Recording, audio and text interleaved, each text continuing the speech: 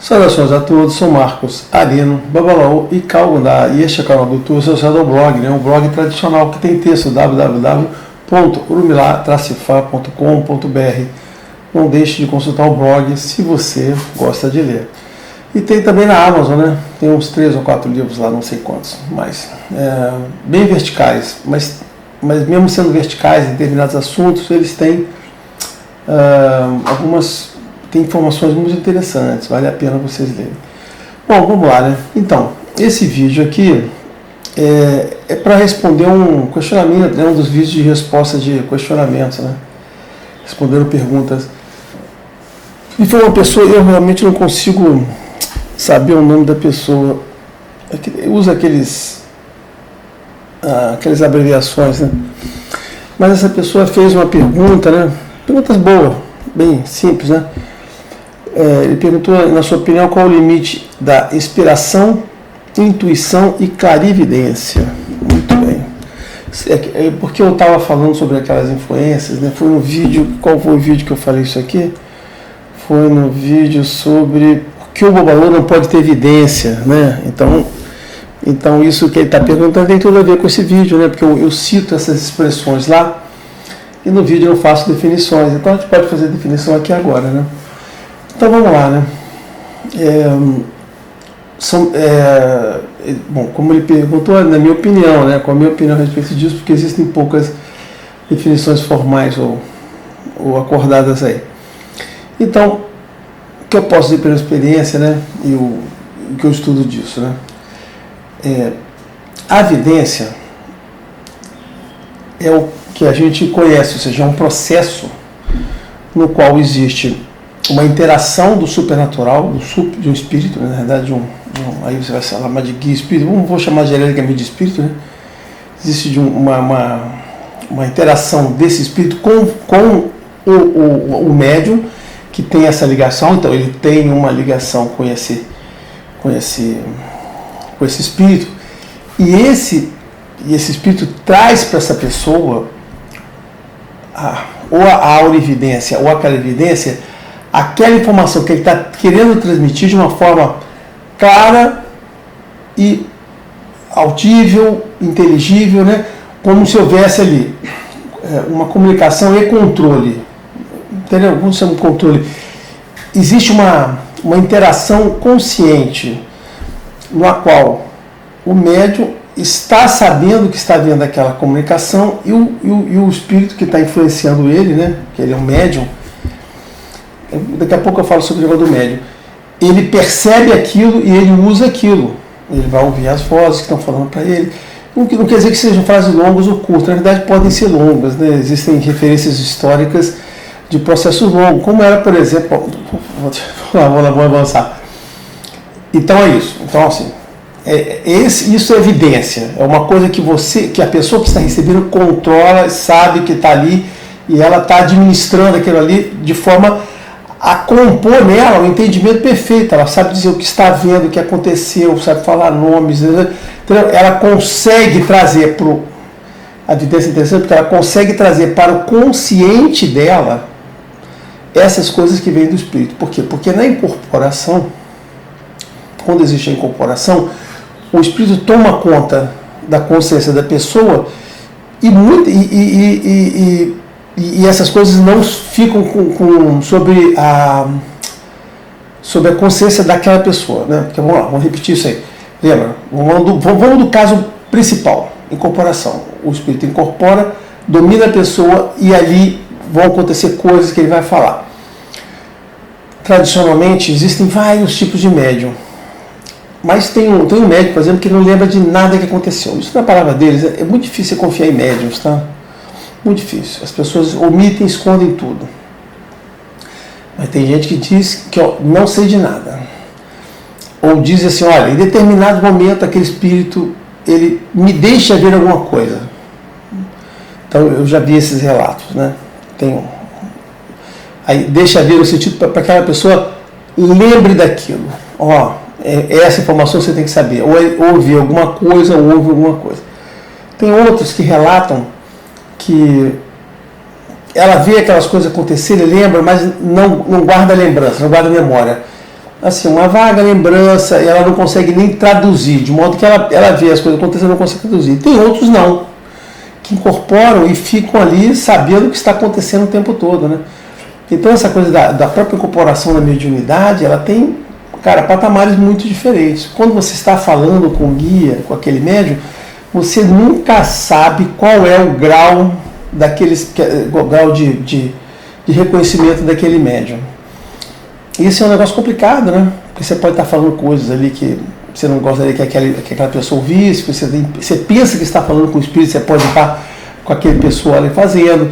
Existem relatos, né? Relatos reais, de pessoas que controlam as coisas que são faladas enquanto está incorporada. Isso é o que qualifica bons médios de médios ruins, né? De incorporações boas e incorporações ruins. Essa é a minha avaliação de incorporações boas e incorporações ruins. Por quê? Porque uma incorporação ruim é aquela que o espírito vem no médium e ele traz essas informações, essa coisa dele, né, do espírito, do que falar, do que ver, de informações, ele até fala, mas esse médium que está aqui, ele está controlando, sabendo e até controlando. Ele pode evitar isso, não vou falar, isso vou falar, ou falar coisa diferente. Isso acontece. Para mim, isso é um médium ruim, uma comparação ruim. E nesse caso aqui é quase uma evidência, beira a evidência. Por quê? Porque a evidência, nesse nosso negócio aqui, né, a evidência é o que fica aqui, né, onde não existe incorporação, mas existem as informações que o espírito está trazendo. Para muitas pessoas de Umbanda, né, que nós estamos falando aqui, mas pode acontecer também com pessoas de Candomblé, mas é mais raro, tá? Esse processo de... Não, evidência ocorre com todo mundo, né? Mas o que acontece é que você pode estar na sua consciência falando ali, então a pessoa que está falando, que você sabe com quem está falando, mas você está tendo informações qualificadas através da evidência. Evidência mesmo, coisa que a pessoa vê, então ela está te falando assim, eu já vi tudo. E o interessante é que ela é uma imagem que traz para essa pessoa, e depois essa pessoa consegue, fixa na memória dela, ela pode contar com detalhes do que está vendo, o que foi mostrado, o que não foi mostrado. Às vezes essa pessoa recebe uma cena grande, ela diz, não, eu recebi evidência, uma cena, acontecia isso, acontecia aquilo. Então isso é evidência. A evidência tem essa caracterização. Ela fica muito próxima aqui de uma incorporação ruim, né? E as incorporações ficam tão boas, os médios ficam tão bons quanto é o fato que você tem certeza que você está falando com o médio, não com o próprio... Perdão, você está falando com o espírito, não com o médium que está lá, tá? Então é assim. Então esse é o mundo real. Se você não sabia disso, cara, já estou trazendo informação. Não é uniforme, não é todo mundo igual, é muito diferente. E o pior de tudo, desse processo todo, é que o médium nunca conta para você qual é o dele, qual é o modelo dele. Essa informação, isso é comum em todos os médios, tá? Ninguém conta nada, eles ficam calados, não falam, você nunca sabe com quem... Eu vou tirar esse lado aqui de novo. Você nunca sabe com quem está lidando, tá certo, né? Então, mas é isso. Então assim, vamos lá. Falei da comparação, não ia nem falar sobre esse assunto aqui, falei da evidência que traz, tá certo? Bom, aí qual é o próximo estágio? A intuição. Depois eu falo sobre a inspiração, né? Eu vou falar da intuição. A intuição acontece com mais pessoas? Sim, acontece com muito mais pessoas. Mas ela não tem esse controle, não tem essa comunicação. Intuição é alguma coisa que você está ali e vem para você. Assim, é uma ideia, alguma coisa que você vê pronta, ou você lembra, tá entendendo? É muito sutil a intuição, né? A intuição é muito sutil. Assim como também você fazer o bom uso da intuição é um processo de longo prazo. Você tem que fazer o processo que eu aprendi, muita meditação para você controlar, para você saber o seguinte, para você conseguir diferenciar. Isso eu vou falar uma coisa complicada.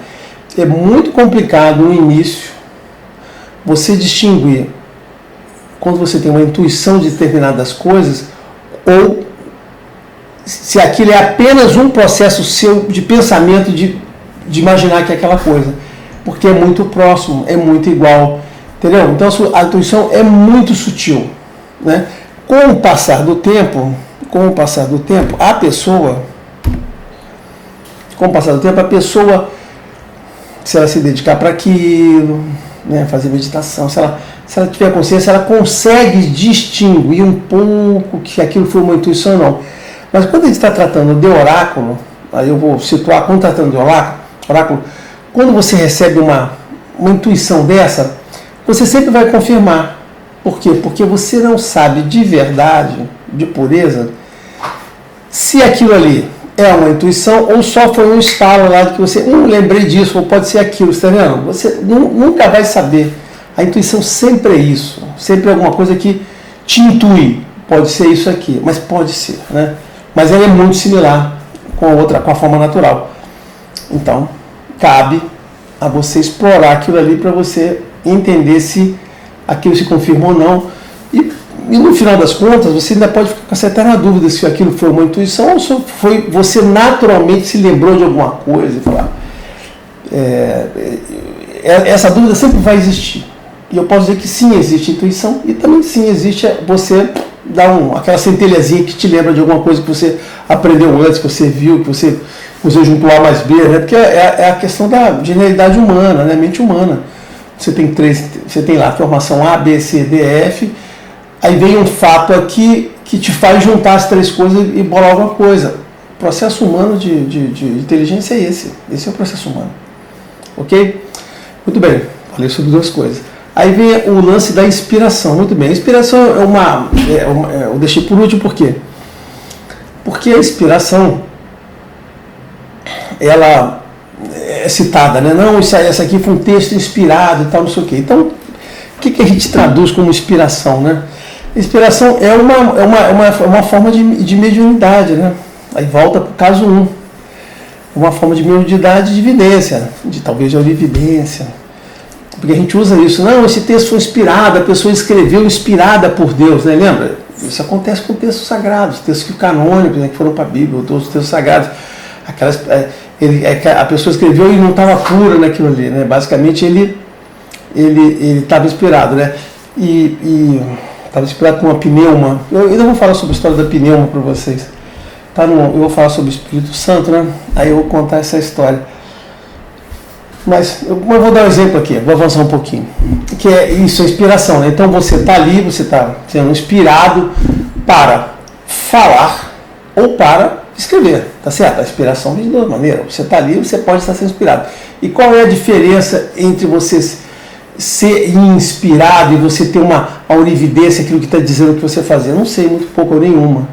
Na verdade, só a forma como você está usando aquilo, né? Você diz que está inspirado, você pode estar tendo uma evidência ali para fazer aquele tipo de... Você foi motivado a fazer, ou seja, sei que a inspiração pode ter usado de forma ampla, por uma ação que você faz, você foi inspirado a tomar aquela ação. É isso, mas qual é a diferença disso para a primeira parte que eu expliquei sobre da evidência? Quase nenhuma, né? Porque as pessoas são inspiradas e escrevem textos longuíssimos, né?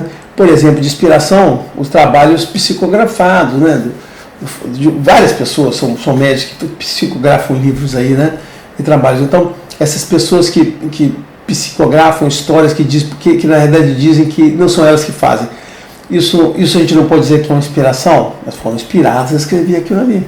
Pessoas que fazem desenhos, quadros, que nunca conseguiram fazer, elas não são inspiradas a fazer aquela obra, são inspiradas a fazer aquela obra. Mas quando você vai ali para baixo, bom, mas isso aqui basicamente é uma questão de mediunidade, né, de evidência ou de influência, é isso aí. Então a inspiração é essa vidência, essa posso chamar de evidência, né, que te influencia e você trabalha ali o seu racional com aquela evidência ao mesmo tempo que você está escrevendo.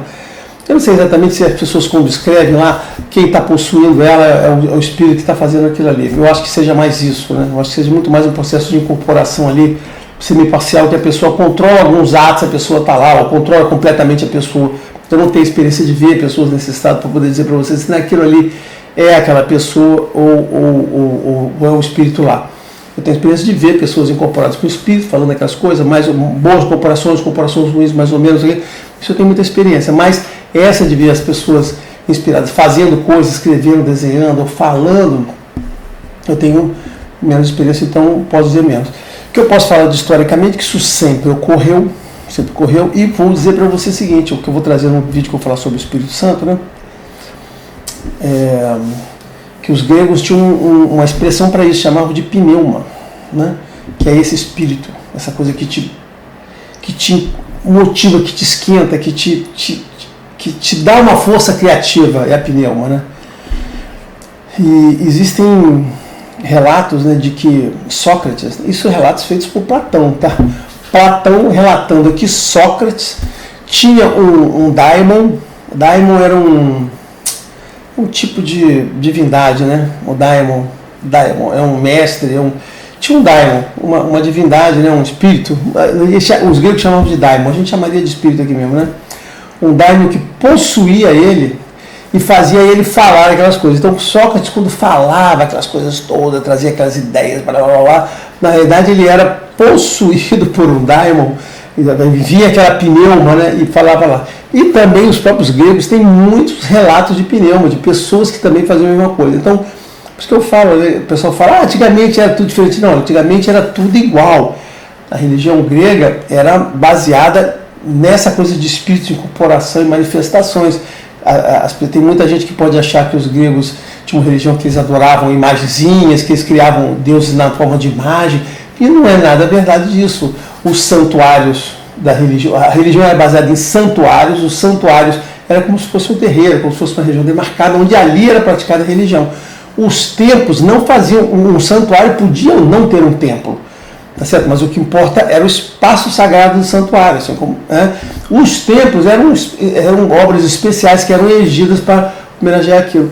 E é muito difícil a gente poder imaginar que os caras faziam esse esforço todo, tinham uma prática, uma religião por muitos anos, com vários deuses, não sei o que lá, e que não tinham essas manifestações dos deuses falando de modo que fosse como fosse o candomblé. Inclusive tem relatos dos gregos, eu esqueci o nome dele aqui, é porque tem uns nomes difíceis, né? De relatos, aí estou falando porque tem alguns relatos, não são muitos relatos, né? De uma pessoa que ele falava com o Baco, né? O Baco era uma dessas divindades, então ele falava algumas coisas lá e aí ele falava como se fosse o Baco. Assim como tem relatos de romanos, né? Eu vou trazer isso de romanos que viam essas manifestações chamadas glossolalia, né? Assim, olha só, vou trazer, estou adiantando as informações então. Glossolalia, no contexto católico, inclusive registrada por Paulo, né, por Paulo nas cartas dele, a glossolalia era esse processo das pessoas falarem em línguas, né? Lembra quando a pessoa está lá incorporada pelo tal do Espírito Santo, que era esse Espírito Santo, incorporada pelo Espírito Santo, né? Ele fazia a glossolalia, que era falar em línguas diferentes, algumas coisas lá, ou falar informação antiga. Então a glossolalia era uma coisa muito conhecida, e o Paulo relatava isso, relatava a glossolalia, era um troço muito comum, conhecido.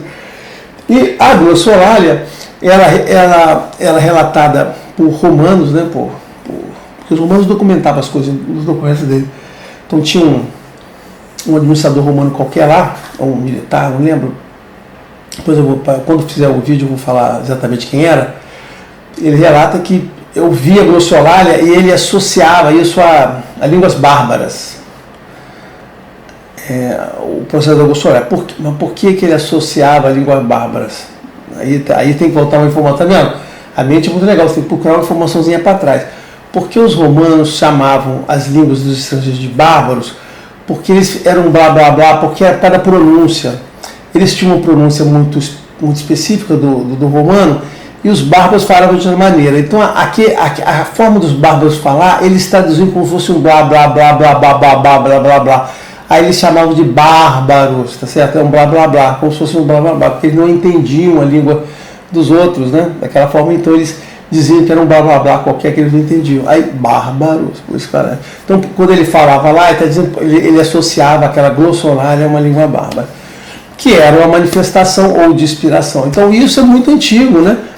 Na verdade, a gente pode dizer que o próprio cristianismo lá do século I, II, talvez, né? Ele era dominado por essa região de mistério, né? Não havia diferenciação. Tem uma das pessoas da patrística, né? Sou ruim de guardar esses nomes, né? Os nomes complicados, né? O cara lá não é o de Alexandria, não. Ah lá, um dos caras lá até dizia, né? Ele dizia assim que não tinha diferença nenhuma entre o cristianismo e as religiões politeístas. Ele falava realmente é tudo igual. A diferença é que no cristianismo tinha Jesus.